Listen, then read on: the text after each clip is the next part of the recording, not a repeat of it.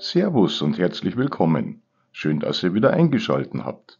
Ja, heute mache ich mit euch eine leckere Entenbrust mit einer tollen Soße und ich hoffe, euch gefällt das Video und ihr bleibt dabei.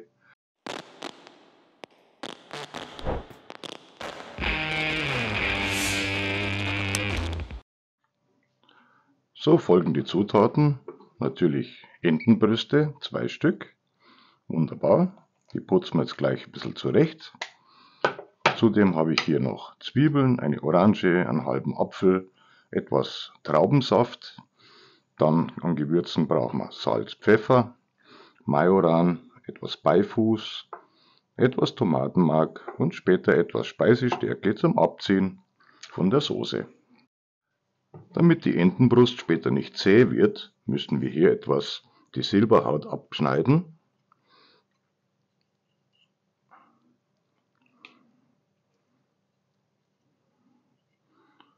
So, alles schön weg.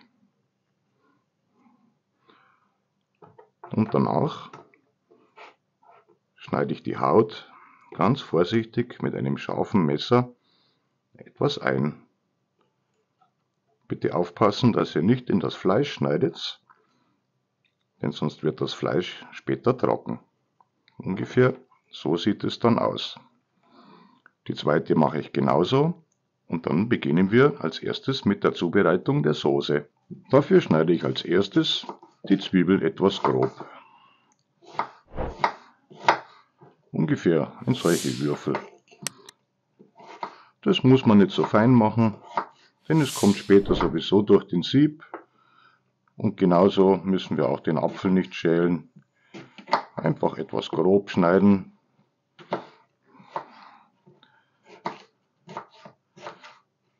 So, die Orange nehme ich erstmal eine halbe.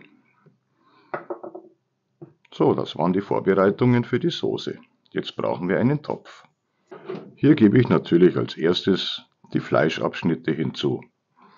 Man braucht auch kein Fett, denn das ist erstmal Fett genug. Das lasse ich jetzt etwas aus und dann geht's weiter. Hier kann man schon gut erkennen, wie das Fett aus dem Fleisch austritt.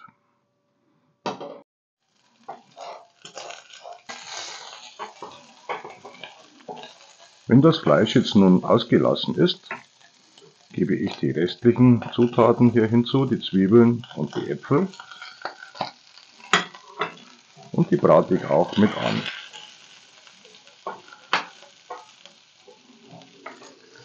Jetzt kann man auch schon etwas salzen. Dann gebe ich auch schon einen Löffel Tomatenmark hinzu. Den röste ich auch gut mit an. Und einen kleinen Schluck von meinem Traubensaft. Mit dem lösche ich jetzt alles ab.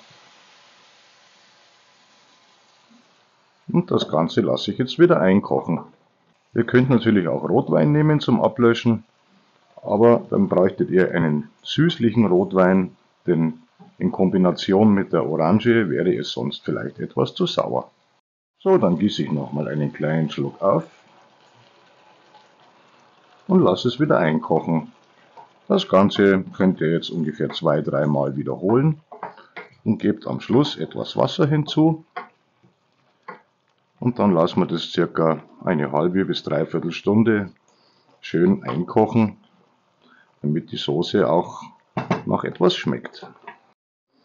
Ich gebe jetzt auch schon mal etwas Majoran hinein und etwas Pfeffer. So, nun noch etwas Orangensaft hinzu. Und dann probiere ich das Ganze schon mal.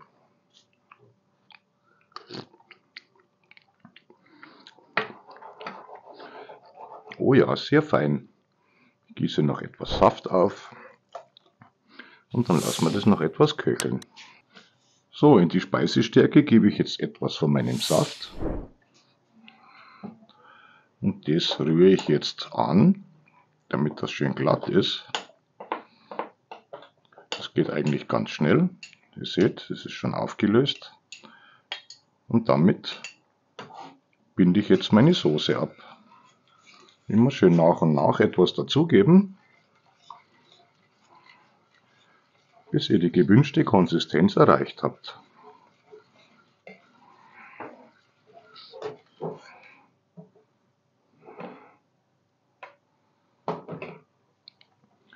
Dann gebe ich noch etwas von meinem Beifuß dazu.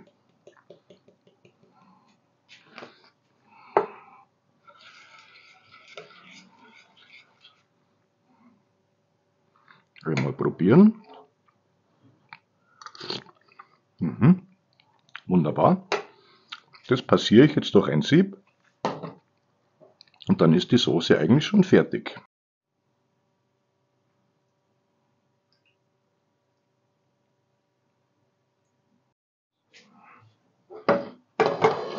So, dafür lasse ich erstmal eine Pfanne heiß werden und dann würze ich die Entenbrust erstmal von beiden Seiten kräftig mit Salz und Pfeffer.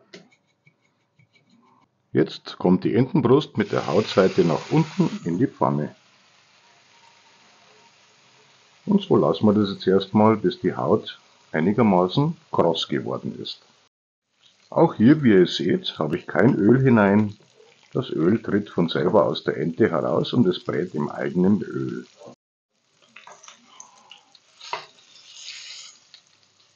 Ja, das kann ruhig schön braun werden, bevor man sie umdreht. So, dann drehen wir sie einmal um. Einmal ringsherum schön anbraten, dass die Poren alle hier schön geschlossen sind. Beziehungsweise Fleisch hat ja keine Poren. Aber dass halt das Fleisch schön geschützt ist, damit kein Saft mehr austreten kann.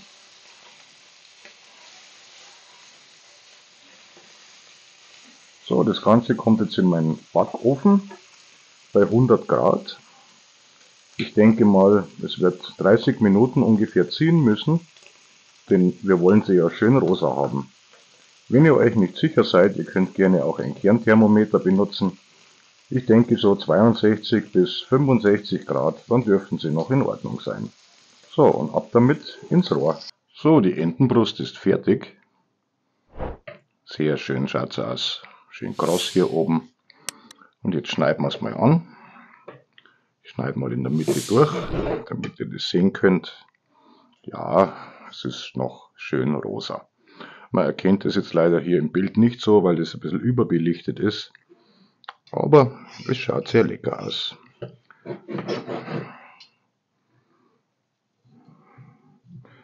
So, ich mache jetzt noch ein schönes Tellerbild für euch.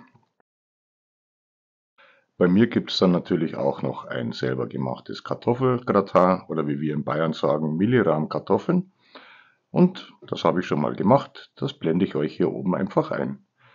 So, einen guten Appetit, bis bald, euer Buschkoch.